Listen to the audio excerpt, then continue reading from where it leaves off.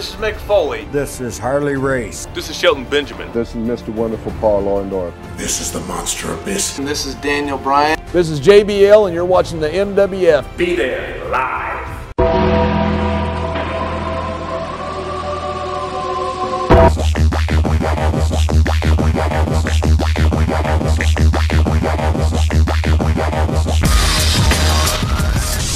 Wrestling fans from around the corner and around the world, welcome to Boston Wrestling Sports Wrestling Insiders Series. I'm Dan Marotti here in MWF Studios, just north of Boston in downtown Melrose, Massachusetts. The January 11th, 2016 edition of WWE Monday Night Raw was live from New Orleans, Louisiana on the 23rd anniversary of Raw itself. Who would have thought watching the first episode back in 1993 when The Undertaker and Damien Demento was the main event from the Manhattan Center all the way over in the shadows of Madison Square Garden, that Raw would turn into one of the most successful programs in the history of cable television. Raw opened up this week with the majority of the WWE roster on the stage as the McMahons made their way to the ring. I hate to say it again, but the roster looks paper thin at this point. It really needs to be beefed up. The McMahons teased who might walk out of the Royal Rumble with the championship. That led to Roman Reigns making his way out through the crowd. He wanted to know what was going to happen if he actually won the Royal Rumble and retained the championship. Vince said that was considered before they went on the air.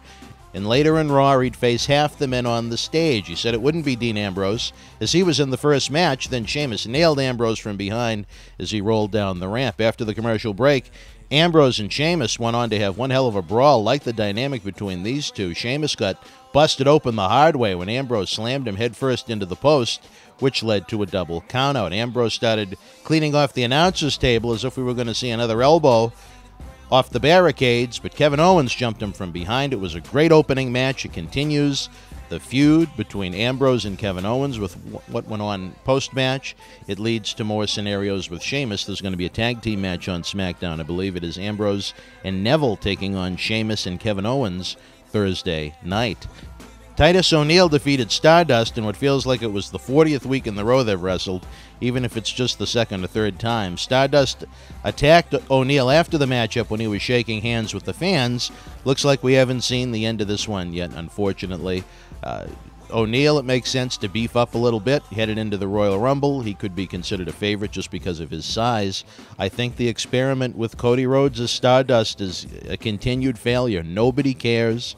It's not a merchandise mover. The fans are indifferent towards it. And I think Cody Rhodes has a lot of talent. Up next was the highlight reel with Chris Jericho, and this was all sorts of bad as he continued his nonsense child talk with New Day that began when he returned last week. New Day's the hottest heel act in WWE right now. They're moving merchandise. The worst thing WWE can do is have Jericho do garbage, rock-like commentary and very New Day, so they come off as uncool. I mean, New Day was cooled down a little bit when they lost the championship to Titus O'Neil and Darren Young this spring for absolutely no reason, as they were another duo that wasn't over in the least.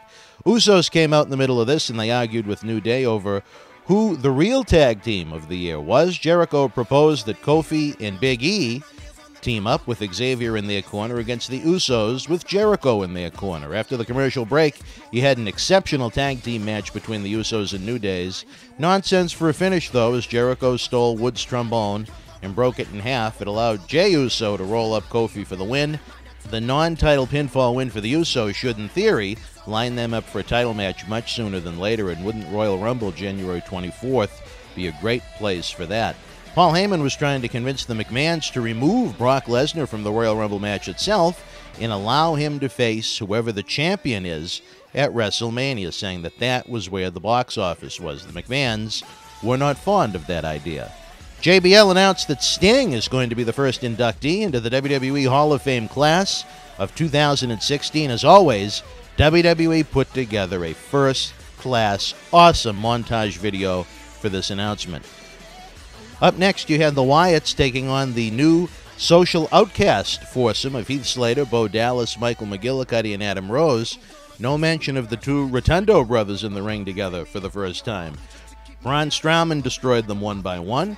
Bray Wyatt tagged in to finish them off, but then Ryback's music hit, making the brilliant decision of trying to attack all four Wyatts at the same time. As he was getting beat down, the Outcast lent him a hand, and then Ryback went on to clean house. It looks like Ryback is going to be attached at the hip at the Wyatts much sooner than later, even though he continues to face Rusev on WWE non-televised live events. In a great upset, Kalisto defeated Alberto Del Rio to win the WWE United States Championship. Del Rio has not clicked since he returned in October. The fans don't care about him, period. He's had some solid matches at different points, but if the fans don't care enough to hate him or boo him, what's the point? Kalisto created a couple of big moments at both Elimination Chamber and TLC in 2015. He especially resonates with younger fans, and his merchandise moves for someone that's had almost no push. Who knows how long the championship run is going to last? He faces Del Rio on SmackDown in a return match, but hopefully it's on to bigger and better things for Kalisto, as WWE is desperate to make new superstars in early 2016. It goes back to that paper-thin roster that I mentioned earlier in this video. I would have loved to have seen how this would have played out in front of a more Spanish crowd than New Orleans.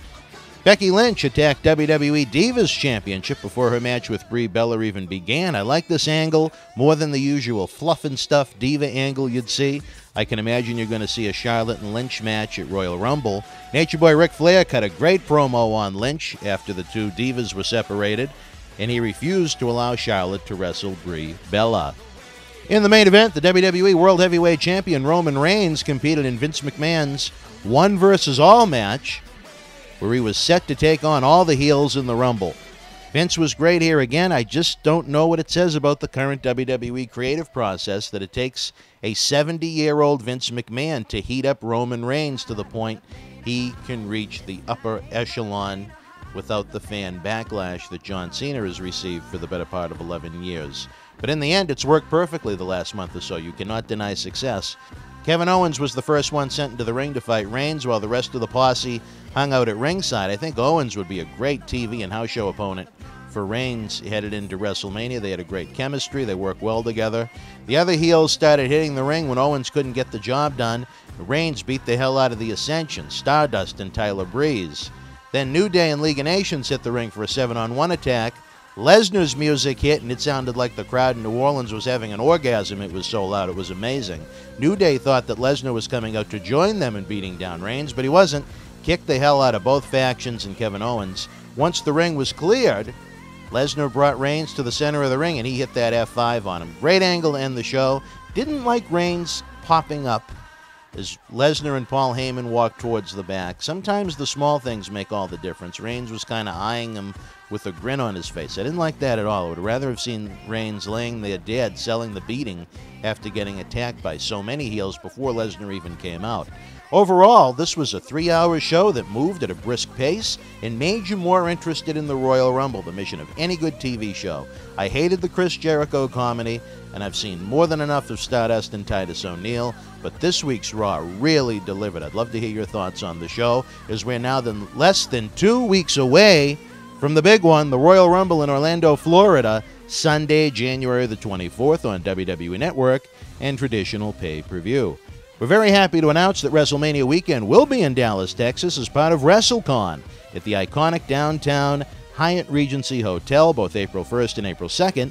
WWE Hall of Famer Cowboy Bob Orton is the first legend that will be joining us for autographs and posed photos. For complete information and pre-sale options, head on over to the BostonWrestling.com super site. It's going to be a great time in the Big D. Here in the Millennium Wrestling Federation, our work is never done as our support indie wrestling mission continues 24/7. There are many ways you can help the cause, including signing up for a free month of WWE Network. Click on the link below. Enjoy upcoming pay-per-views like the Royal Rumble, exclusive programs, and thousands of hours of on-demand content. At $9.99 per month, that's an outstanding value. Do your shopping with both Amazon.com and WWEshop.com right here, folks. If you use the links below, we get a small kickback of any purchase you make on either site. And the best part is it does not increase your cost 1 penny. It helps us bring you the most free content in professional wrestling while you shop for the products and memorabilia you want. Don't forget to get social with us. Visit the BostonWrestling.com super site for the latest live event news and deals in the MWF store. You can like us at Facebook.com/MWF Action. Follow us on Twitter at MWF2001 and subscribe to our YouTube channel with over 900 videos absolutely free. The links are below. Until we speak again, fans, you and yours, be well.